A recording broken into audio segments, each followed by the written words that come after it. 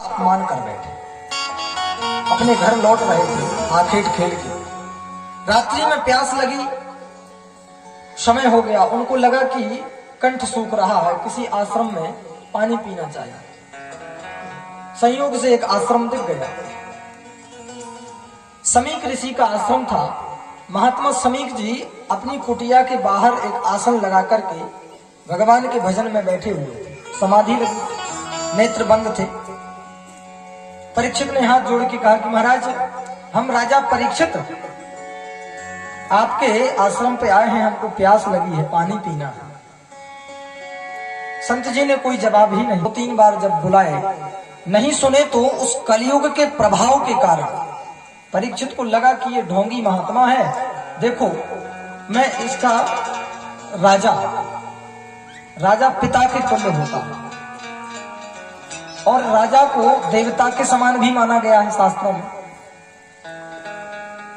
तो मैं इनके राज्य का राजा हूं और मैं इनके दरवाजे पे पानी मांग रहा हूं, फिर भी ये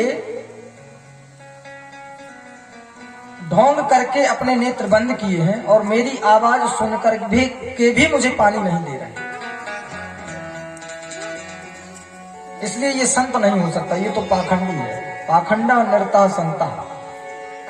तो अचानक उनके मन में वहां एक मरा हुआ सर्प पड़ा था।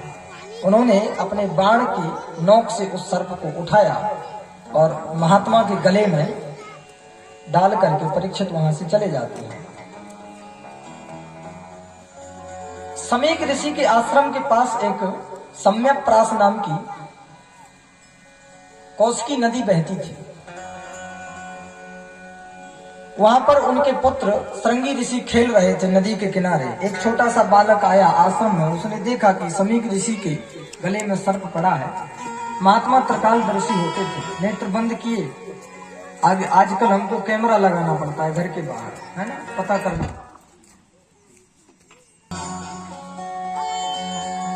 प्रेम से बोलो राधे राधे। और जोर से बोलना पड़ेगा, राधे राधे। आप लोग भोजन करके आया करो सब लोग, है ना।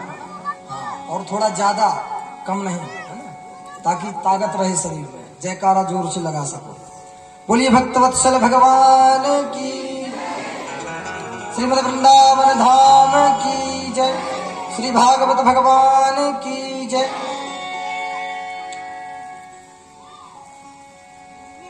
तो समीक ऋषि के गले में जब राजर्षि परीक्षित मरा हुआ सर्प डाल करके गए तो एक छोटे से बालक ने जाकर के उनके बेटे श्रृंगी ऋषि को बताया कि महाराज, राजर्षि परीक्षित आए थे और आपके पिता के गले में मरा हुआ सर्प डाल के चले गए।